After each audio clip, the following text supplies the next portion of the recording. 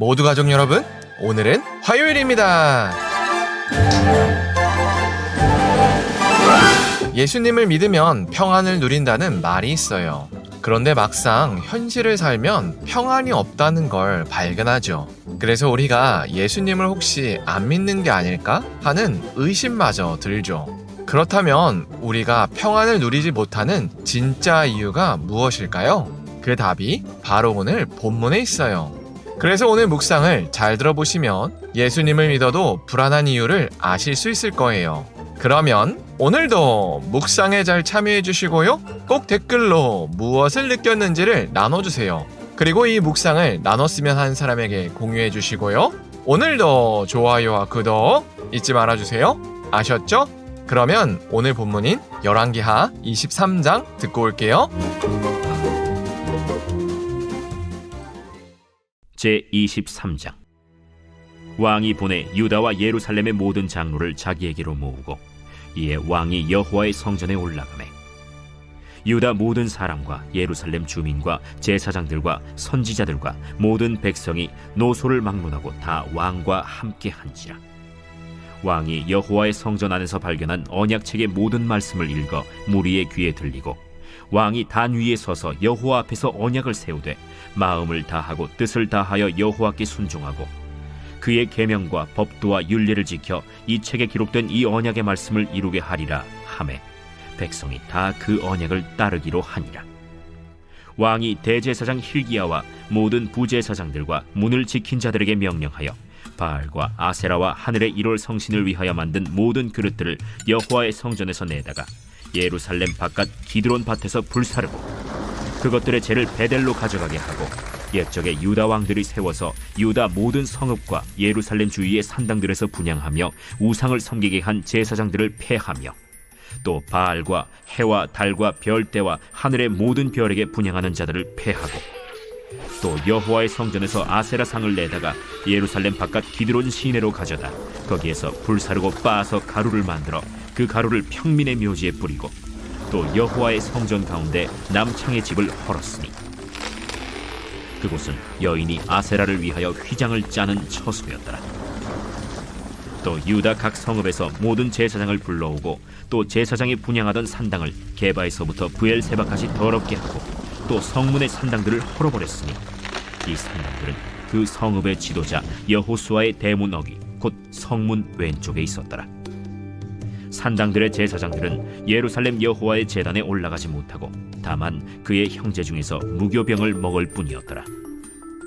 왕이 또 흰놈의 아들 골짜기에 도벳을 더럽게 하여 어떤 사람도 몰록에게 드리기 위하여 자기의 자녀를 불러 지나가지 못하게 하고 또 유다 여러 왕이 태양을 위하여 드린 말들을 제하여 버렸으니 이 말들은 여호와의 성전으로 들어가는 곳에 근처 넷이 나단멜렉의 집 곁에 있던 것이며 또 태양 수레를 불사르고 유다 여러 왕이 아하스의 다락 지붕에 세운 제단들과 므낫세가 여호와의 성전 두 마당에 세운 제단들을 왕이 다 헐고 거기서 빻아내려서 그것들의 가루를 기드론 시내에 쏟아버리고 또 예루살렘 앞 멸망의 산 오른쪽에 세운 산당들을 왕이 더럽게 하였으니 이는 옛적에 이스라엘 왕 솔로몬이 시돈 사람의 가증한 아스타롯과 모압 사람의 가증한 그모스와 암몬 자손의 가증한 밀곰을 위하여 세웠던 것이며 왕이 또 석상들을 깨뜨리며 아세라 목상들을 찍고 사람의 해골로 그곳에 채웠더라. 또한 이스라엘에게 범죄하게 한 느바세 아들 여로보암이 베델에 세운 제단과 산당을 왕이 헐고 또 그 산당을 불사르고 빻아서 가루를 만들며 또 아세라 목상을 불살랐더라. 요시야가 몸을 돌이켜 산에 있는 무덤들을 보고 보내어 그 무덤에서 해골을 가져다가 제단 위에서 불살라 그 제단을 더럽게 하니라. 이 일을 하나님의 사람이 전하였더니 그 전한 여호와의 말씀대로 되었더라. 요시야가 이르되 내게 보이는 저것은 무슨 비석이냐? 성읍 사람들이 그에게 말하되 왕께서 베델의 제단에 대하여 행하신 이 일을 전하러 유다에서 왔던 하나님의 사람의 묘실이니이다. 그대로 두고 그의 뼈를 옮기지 말라. 하매 무리가 그의 뼈와 사마리아에서 온 선지자의 뼈는 그대로 두었더라. 전에 이스라엘 여러 왕이 사마리아 각 성읍에 지어서 여호와를 경노하게 한 산당을 요시야가 다 제거하되 베델에서 행한 모든 일대로 행하고 또 거기 있는 산당의 제사장들을 다 제단 위에서 죽이고 사람의 해골을 제단 위에서 불사르고 예루살렘으로 돌아왔더라. 왕이 뭇 백성에게 명령하여 이르되 이 언약책에 기록된 대로 너희의 하나님 여호와를 위하여 유월절을 지키라. 사사가 이스라엘을 다스리던 시대부터 이스라엘 여러 왕의 시대와 유다 여러 왕의 시대에 이렇게 유월절을 지킨 일이 없었더니 요시야 왕 18째 해에 예루살렘에서 여호와 앞에 이 유월절을 지켰더라. 요시야 왕 집권 18년에 성전에서 율법책을 발견했습니다. 그렇게 요시야 왕이 율법책을 읽자 그동안 관습적으로 행했던 행동이 잘못됐다는 걸 알았습니다. 그래서 남유다에 있는 모든 장로와 모든 남녀노소를 모았습니다. 그리고 요시야 왕이 직접 성전에 올라가서 사람들에게 율법책을 낭독했습니다. 그리고 요시야 왕은 온 나라가 하나님의 말씀을 따라 살아야 한다고 명령했습니다. 그러자 온 백성도 아멘으로 화답했습니다. 그리고 요시야 왕은 본격적으로 종교개혁을 일으켰습니다. 먼저 아버지 므낫세 왕이 여호와의 성전에 설치한 모든 우상을 제거했습니다. 그리고 역대 남유다 왕들이 남유다 전역에 설치한 각종 산당과 우상들을 제거했습니다. 또 요시야 왕은 각종 우상을 섬기던 제단을 빻아서 가루로 만드는 등의 방법으로 우상 숭배와의 완전한 단절을 선언했습니다.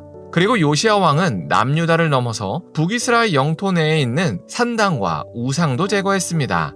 특별히 북이스라엘의 초대 왕인 여로보암이 세웠던 황금 송아지까지 없앴습니다. 이처럼 요시야 왕은 단순히 남유다의 왕으로서만 행한 게 아니었습니다. 비록 북이스라엘이 망해서 없어졌지만 그래도 요시야 왕은 다윗처럼 12지파를 아우르는 왕의 역할로 종교개혁을 감행했습니다.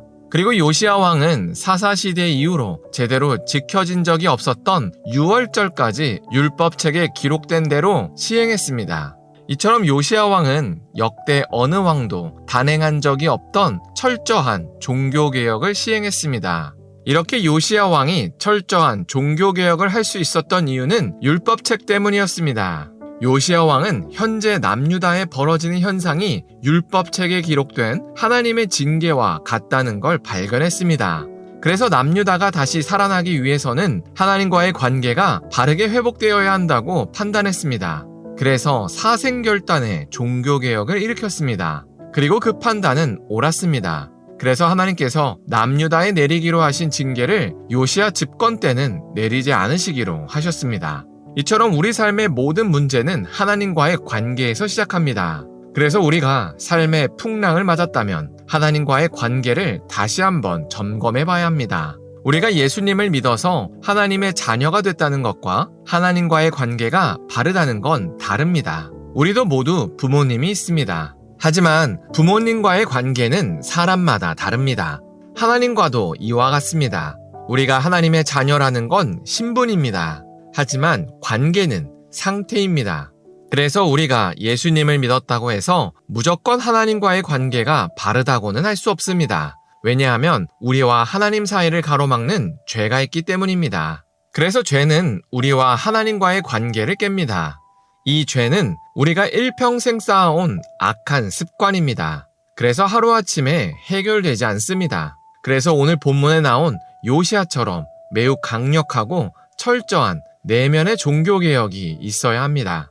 그 종교개혁은 바로 우리 안에 있는 죄의 흔적조차 지우겠다는 사생결단의 노력입니다. 그렇지 않으면 우리의 본성과 속사람은 계속 하나님과의 관계를 바로 세우는 것을 거부합니다. 그래서 우리가 오늘 하루를 살 때 먼저 하나님의 말씀을 읽었으면 좋겠습니다. 아무리 죄를 지우겠다고 사생결단의 노력을 해도 무엇이 죄인지를 모르면 헛됩니다. 그래서 우리는 요시야가 율법책을 읽고 죄를 깨우친 것처럼 성경책을 읽어야 합니다. 특별히 마태복음 5장부터 7장까지의 산상수훈을 통해서 우리 안에 있는 죄가 무엇인지를 샅샅이 찾았으면 좋겠습니다. 기도하겠습니다. 사랑의 하나님, 요시야의 종교개혁을 나눴습니다. 이처럼 우리도 종교개혁을 이뤄야 할 만큼 죄로 가득합니다. 그래서 우리가 성경을 통해서 우리의 죄를 깨달을 수 있게 하여 주시옵소서. 그래서 하나님과의 관계를 바르게 해서 하나님의 평안을 누릴 수 있게 하여 주시옵소서. 예수님의 이름으로 기도합니다. 아멘.